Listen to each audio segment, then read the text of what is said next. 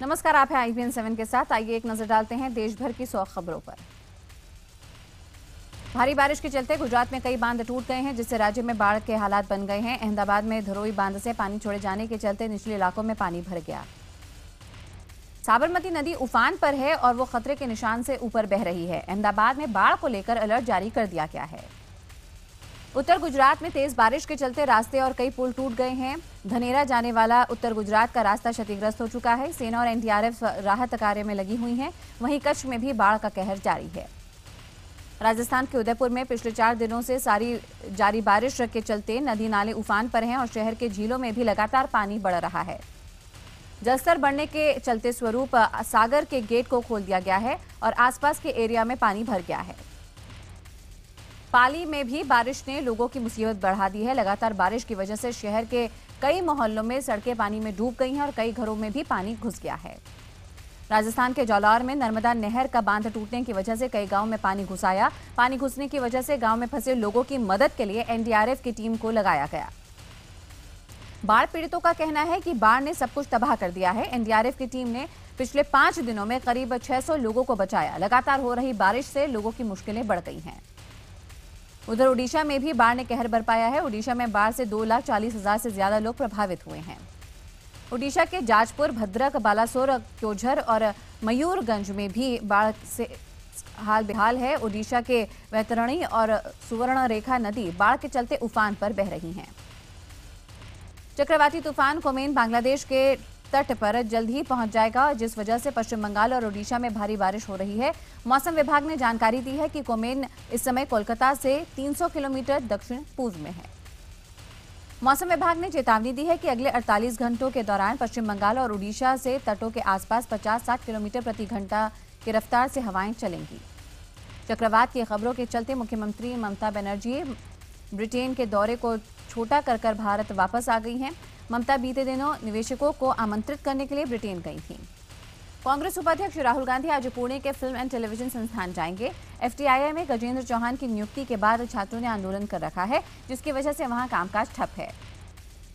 संसद में जारी गतिरोध को दूर करने के लिए लोकसभा स्पीकर ने गुरुवार को सर्वदलीय बैठक बुलाई। बैठक में स्पीकर ने सभी दलों से अनुरोध किया कि सदन में विरोध दर्ज कराने के लिए नियमों का पालन होना चाहिए।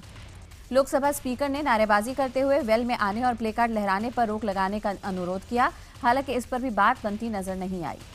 याकूब की फांसी के बाद दिल्ली और मुंबई में सुरक्षा बढ़ा दी गई है। सुप्रीम कोर्ट के 3 जजों ने यहां पर याकूब मेमन पर फैसला सुनाया था, उनकी भी सुरक्षा बढ़ा दी गई है। जजों की सुरक्षा का इंतजाम सुरक्षा एजेंसियों के अलर्ट के बाद किया गया। याकूब की याचिका पर अंतिम फैसला जस्टिस दीपक मिश्रा, जस्टिस PC पंत और जस्टिस अमिताभ रॉय की बेंच ने किया। 1993 के मुंबई ब्लास्ट के गुनहगार याकूब मेमन को नागपुर जेल में फांसी दे दी गई है। सुबह 6:35 पर नागपुर जेल में याकूब मेमन को फांसी के फंदे पर लटकाया गया था। फांसी के बाद डॉक्टरों की टीम ने शव का पोस्टमार्टम किया। पोस्टमार्टम के बाद याकूब के शव को उसके 2 भाई सुलेमान और उस्मान को सौंप दिया गया। फिर नागपुर से उनके शव को विमान से मुंबई लाया गया। इस दौरान प्रशासन ने लोगों से शांति बनाए रखने की अपील की। वहीं केंद्रीय गृह मंत्रालय ने याकूब की फांसी पर महाराष्ट्र सरकार से रिपोर्ट मांगी। 1993 मुंबई ब्लास्ट के गुनहगार याकूब से उसकी आखिरी इच्छा पूछी गई। फांसी से पहले याकूब की आखिरी इच्छा अपनी बेटी से मिलने की थी। मरने से पहले याकूब सिर्फ एक बार अपनी बेटी को देखना चाहता था, लेकिन उसे इसकी इजाजत नहीं दी गई, क्योंकि पिछले सप्ताह ही वो अपनी पत्नी और बेटी से मिला था। मरने से पहले याकूब ने जेल के संतरी से कहा था कि खुदा का कोई चमत्कार ही मुझे जिंदगी मयस्सर करवा सकता है। जेल के बाहर मेरी फांसी का राजनीतिकरण हो रहा है। याकूब ने संतरी से कहा कि उसकी आखिरी ख्वाहिश यही है कि मरने से पहले कुछ वक्त अपनी बेटी जुबैदा के साथ वो गुजार सके। उसकी 2 बेटियां हैं। याकूब की फांसी के बाद पूरे महाराष्ट्र में सुरक्षा व्यवस्था पुख्ता कर दी गई है। नागपुर जेल के अंदर और पूरे शहर में भी सुरक्षा चाक चौबंद कर दी गई है। 35 पुलिस के जवानों का ये वो जत्था है जिन्होंने आतंकी अजमल कसाब को फांसी देते वक्त यरवदा में कमान संभाली थी। 24 घंटे के लिए पूरे शहर की नाकेबंदी कर दी गई।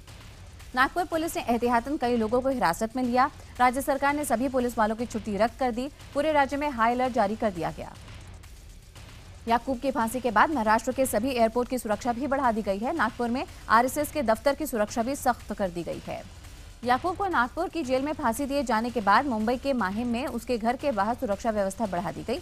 याकूब के घर के बाहर भारी संख्या में रैपिड एक्शन फोर्स के जवानों को तैनात किया गया। नागपुर में फांसी दिए जाने के बाद आतंकी याकूब मेमन के शव को मुंबई लाया गया। याकूब मेमन को मुंबई के बड़ा कब्रिस्तान के एच ब्लॉक के 20 नंबर कब्र में दफन कर दिया गया। महाराष्ट्र के मुख्यमंत्री देवेंद्र फडणवीस ने विधानसभा में याकूब की फांसी पर बयान दिया। उन्होंने सदन को बताया कि याकूब को सुबह फांसी दी गई। याकूब की सभी याचिकाओं के खारिज होने के बाद ही उसे फांसी दी गई। मुख्यमंत्री के मुताबिक याकूब के मामले में उसके सभी संवैधानिक अधिकारों और नियमों का पालन किया गया। शिवसेना के नेता संजय राउत ने फांसी दिए जाने को सही ठहराया। याकूब को फांसी दिए जाने पर कांग्रेस महासचिव दिग्विजय सिंह ने यह कहते हुए सवाल उठाए कि सरकार दूसरे मामलों में इस तरह की तेजी क्यों नहीं दिखाती। याकूब मेमन को फांसी दिए जाने के बाद सभी राजनीतिक दलों ने अपनी प्रतिक्रियाएं दी हैं। बीजेपी नेता शाहनवाज हुसैन ने कहा कि मुंबई धमाके में 257 बेकसूर लोग मारे गए थे, जिनको थोड़ा से भी इंसानियत पर भरोसा है, उनको आज इंसाफ मिल गया। जेडीयू नेता केसी त्यागी ने कहा है कि अदालत के फैसलों का स्वागत करते हुए लेकिन इस पर राजनीति नहीं होनी चाहिए। जबकि एसपी नेता अबू आजमी ने कहा कि फांसी की सजा से दुख हुआ। भारी शोर शराबे के बीच गृह मंत्री राजनाथ सिंह ने गुरदासपुर हमले पर संसद में बयान दिया। राजनाथ सिंह ने कहा कि गुरदासपुर में हमला करने वाले आतंकवादी पाकिस्तान से आए थे और रावी नदी को पार करके आए थे। राजनाथ ने कहा कि जीपीएस डाटा से सबूत मिले हैं कि आतंकी पाकिस्तान से ही आए थे। हमले के दौरान आतंकियों को जिंदा पकड़ने की भी कोशिश की गई। संसद में हंगामे के बाद वित्त मंत्री अरुण जेटली ने कांग्रेस पर निशाना साधा। जेटली ने कांग्रेस से पूछा है कि आखिर क्यों गुरदासपुर हमले जैसे संवेदनशील मुद्दे पर गृह मंत्री को बोलना नहीं दिया गया। जेटली ने कांग्रेस अध्यक्ष सोनिया गांधी से इस बात पर देश को जवाब देने की मांग की। जेटली ने पूछा कि आखिर क्यों कांग्रेस राष्ट्रीय सुरक्षा जैसे अहम मुद्दे पर बहस नहीं करना चाहती। आतंकी हमले के 3 दिन बाद गुरुवार को एक बार फिर गुरदासपुर में हड़कंप मच गया। लोगों में बम जैसी एक संदिग्ध चीज मिलने से हड़कंप मचा। गुरदासपुर के एसएसपी ने मौके पर पहुंचकर मुआयना किया तो बैग में कुछ पटाखे मिले। दरअसल गुरदासपुर के दीनानगर में थाने पर हमले के बाद पूरे इलाके में दहशत का माहौल है और जब लोगों ने संदिग्ध चीज देखी तो अफरा तफरी मच गई। महाराष्ट्र विधानसभा के मानसून सत्र का आज आखिरी दिन है। चिक्की और बिस्किट घोटाले पर विपक्ष के हमलावर रुख को देखते हुए आज भी हंगामे के आसार हैं। मुंबई के डोंबिवली में इमारत गिरने के मामले में पुलिस ने 2 शख्स को गिरफ्तार किया जो इस इमारत के मालिक हैं। गौरतलब है कि इस इमारत के ढहने से 9 लोगों की मौत हो गई थी। सीबीआई ने व्यापम घोटाले में एक एफआईआर दर्ज की है जिसमें परीक्षा नियंत्रक पंकज चतुर्वेदी, मंत्री के 2 ओएसडी को आरोपी बनाया गया है। इन पर सिपाहियों की भर्ती में गड़बड़ी का आरोप है। पाकिस्तान ने एक बार फिर से सीजफायर का उल्लंघन किया और पुंछ सेक्टर में जमकर गोलीबारी की। पाकिस्तानियों ने पुंछ के 14 पोस्ट को टारगेट कर फायरिंग की। पाकिस्तानी सेना ने गुरुवार शाम 6 बजे से फायरिंग शुरू की, जिसका भारतीय फौज ने जोरदार जवाब दिया। पाकिस्तान की तरफ से देर रात तक फायरिंग होती रही। राजधानी में पुलिस ने दिल्ली यूनिवर्सिटी में फर्जी दाखिला दिलाने वाले रैकेट का पर्दाफाश किया। इस मामले में पुलिस ने 4 लोगों को गिरफ्तार किया। पुलिस के रडार पर इस साल हिंदू कॉलेज में हुए दाखिले भी शामिल हैं। आपको बता दें कि इस साल दिल्ली यूनिवर्सिटी के कॉलेजों में कट ऑफ 95% के ऊपर तक गया था। नॉर्थ कैंपस के कई और कॉलेज भी पुलिस के रडार पर हैं। पुलिस इस रॉकेट के साथ ही कॉलेज स्टाफ के भी शामिल होने से इनकार नहीं कर रही है। पुलिस ने 3 ग्रेटर नोएडा में छापेमारी कर यहां पे 3 नाबालिग बच्चों को आज़ाद कराया है। आरोप है कि इन बच्चों से घर का काम करवाया जाता था और मालिक इनकी पिटाई करता था। आरोप यह है कि जिस घर में ये बच्चे काम करते थे उसका मालिक इनको वक्त पर खाना नहीं देता था और मांगने पर कुत्तों से कटवाता था। बीती रात यहाँ पर एक बच्चे की शिकायत पर इस घर पर छापा मारा गया। बाहर आकर उसने एक युवक को अपनी आपबीती भी सुनाई है और पुलिस को इस पूरे मामले की इत्तला भी दी गई है। मौके पर पहुंची पुलिस ने मकान मालिक को हिरासत में लिया और पूछताछ की। बच्चों को चाइल्ड केयर भेजा गया। पूर्व राष्ट्रपति डॉक्टर एपीजे अब्दुल कलाम का अंतिम संस्कार गुरुवार को तमिलनाडु के रामेश्वरम में कर दिया गया। पूरे राजकीय सम्मान के साथ भारत रत्न कलाम के पार्थिव शरीर को सुपुर्द खाक किया गया। प्रधानमंत्री नरेंद्र मोदी और कांग्रेस उपाध्यक्ष राहुल गांधी समेत कई बड़े नेता कलाम के अंतिम संस्कार में शामिल हुए। मिसाइल मैन के नाम से विख्यात डॉक्टर कलाम की अंतिम यात्रा में भारी जनसैलाब उमड़ा। रामेश्वरम में लोगों ने नम आंखों से डॉक्टर कलाम को अंतिम विदाई दी। सोमवार को डॉक्टर कलाम का 83 साल की उम्र में शिलांग में निधन हो गया था। उस वक्त वे यहां IIM के स्टूडेंट्स को लेक्चर दे रहे थे। डॉक्टर कलाम के अंतिम दर्शन के लिए रामेश्वरम पहुंचे पीएम मोदी ने उनके परिवार से मुलाकात की। पीएम मोदी ने डॉक्टर कलाम के परिवार से व्यक्तिगत तौर पर मिलकर संवेदना व्यक्त की। डॉक्टर एपीजे अब्दुल कलाम को रामेश्वरम से 5 किलोमीटर दूर उनके पैतृक गांव के पास ऐसी जमीन में सुपुर्द खाक किया गया जो एक मंदिर की जमीन है। डॉक्टर कलाम का जीवन प्रेरणा स्तोत्र रहा है और उनका अंतिम संस्कार भी जाति धर्म के नाम पर लड़ने वाले लोगों के लिए सबक बन गया है। मंदिर की उस जमीन पर डॉक्टर कलाम की याद में एक स्मारक भी बनाया जाएगा। कलाम ऐसी शख्सियत थे जिन्हें किसी धर्म के साथ जोड़कर नहीं देखा जा सकता। वो हर मजहब के थे। उनकी शख्सियत के इस पहलू को संवारा था उस शहर ने जो अब सिर्फ मंदिर के लिए देश में मशहूर था। मुंबई में गुरुवार को स्वाइन फ्लू के 6 नए मामले सामने आए हैं और दहशत फैल गई है। मुंबई में इस महीने अब तक स्वाइन फ्लू के 16 मौतें हो चुकी हैं। स्वाइन फ्लू से पीड़ित मरीजों की बढ़ती संख्या को देखते हुए अस्पतालों को अलर्ट पर रखा गया है। कई अस्पतालों में अलग से वार्ड बनाने की भी तैयारी की जा रही है। स्वच्छ भारत मिशन के अंतर्गत अगले 3 महीनों में दिल्ली के 80 जगहों पर 480 शौचालयों का निर्माण किया जाएगा। दिल्ली के चारों नगर निगम अपने अपने क्षेत्र में 20 जगहों का चुनाव करेंगे जहां शौचालय बनाए जाएंगे। इन शौचालयों का NAMMA और DUAC मॉडल के तहत बनाया जाएगा। NAMMA मॉडल को पूर्व राष्ट्रपति डॉक्टर APJ अब्दुल कलाम के सुझाव पर बनाया गया था। सुप्रीम कोर्ट ने 14 साल की एक अविवाहित लड़की को 14 हफ्ते के ज्यादा के गर्भ को गिराने की इजाजत दे दी गई है। डॉक्टरों के मुताबिक उसके पेट में पल रहा बच्चा लड़की को मानसिक और शारीरिक तौर पर खतरा बन सकता है। कानून के मुताबिक 20 हफ्ते से ज्यादा का गर्भपात कराना जुर्म है, लेकिन सुप्रीम कोर्ट ने इस मामले में गर्भपात कराने का फैसला डॉक्टरों की एक टीम पर छोड़ा था, जिसमें लड़की के मानसिक स्थिति को देखते हुए ये फैसला सुनाया गया।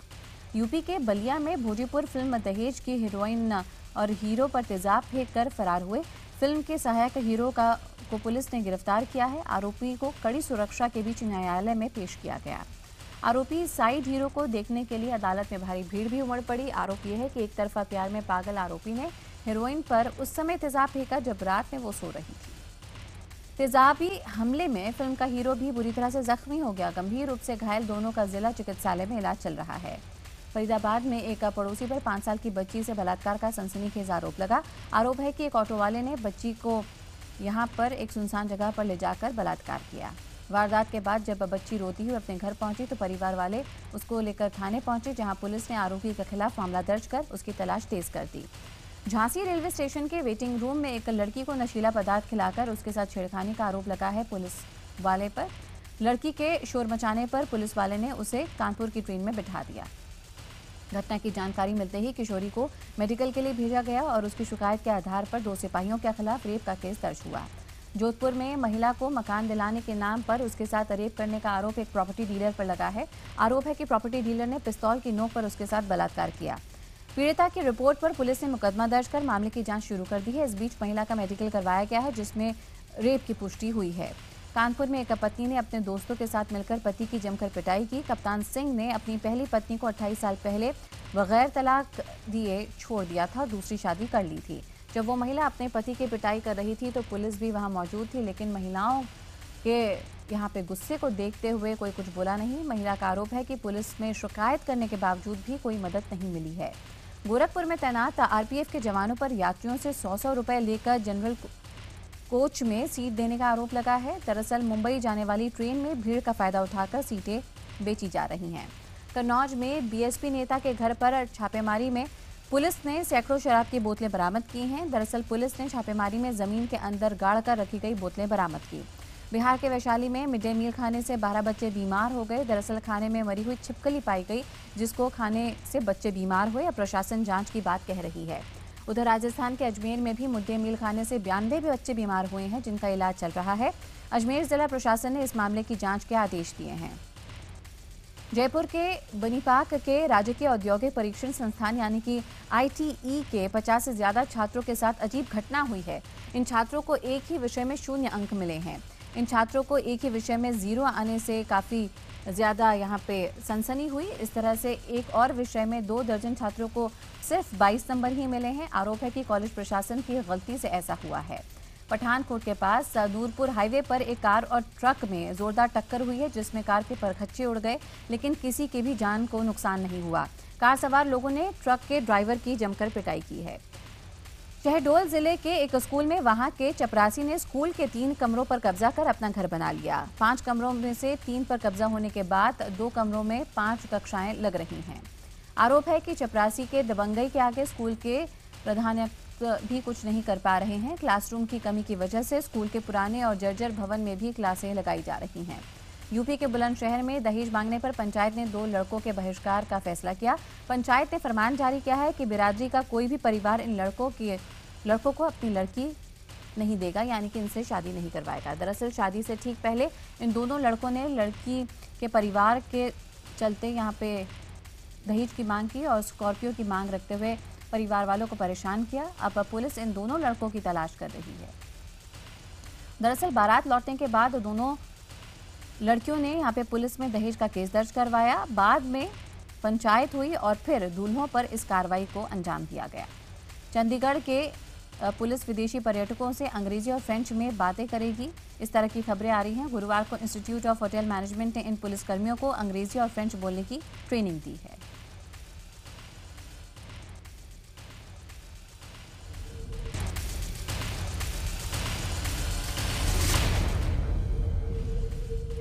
भारतीय वनडे टीम के कप्तान महेंद्र सिंह धोनी ने रांची में फुटबॉल खेला। टेस्ट से संन्यास लेने के बाद धोनी फिलहाल परिवार के साथ समय बिता रहे हैं। भारतीय हॉकी टीम सरदारा सिंह का मानना है कि कोच विवाद से टीम के मनोबल पर कोई फर्क नहीं पड़ा है। यूरोप दौरे पर टीम सही लय में है और हमारी कोशिश है कि यूरोप में हम बेहतर खेल का प्रदर्शन करें। करीना कपूर की नई फिल्म का नाम है की एंड का। फिल्म में उनका पहला लुक भी सामने आ चुका है। आरबाल्की की इस फिल्म में अर्जुन कपूर करीना के पति बने हैं। एक्ट्रेस राधिका आप्टे इन दिनों अपनी शॉर्ट फिल्म अहिल्या को लेकर काफी चर्चा में है। खबर है कि जल्द ही उनकी एक और फिल्म परछेड़ का प्रीमियर टोरंटो फिल्म फेस्टिवल में होने जा रहा है। इन दिनों सलमान और शाहरुख अपनी हाल ही में बढ़ती दोस्ती की वजह से सुर्खियों में हैं। दोनों स्टार्स के फैन क्लब्स ने 2 अगस्त यानी कि फ्रेंडशिप डे पर एक साइबर इवेंट के जरिए दूरियां मिटाने का निर्णय लिया है। खल्लास गर्ल के नाम से मशहूर यहाँ पे चर्चित बॉलीवुड एक्ट्रेस ईशा कोप्पिकर 4 साल बाद बॉलीवुड में वापसी कर रही हैं। ईशा जिस फिल्म से वापसी कर रही हैं उसका नाम है 80 90 पूरे 100। इस फिल्म का पहला लुक हाल ही में जारी किया गया। पाकिस्तान के एक्टर फवाद खान इस समय बॉलीवुड का जाना पहचाना चेहरा बन चुके हैं। हाल ही में फवाद को वोग्स अवार्ड्स में सबसे खूबसूरत एक्टर चुना गया। हॉलीवुड की चर्चित अभिनेत्री एंजेलिना जोली म्यांमार में शरणार्थियों से मुलाकात करने पहुंची। जोली संयुक्त राष्ट्र को शरणार्थी सहायता संगठन के प्रतिनिधि के तौर पर 4 दिन की यात्रा पर म्यांमार पहुंची।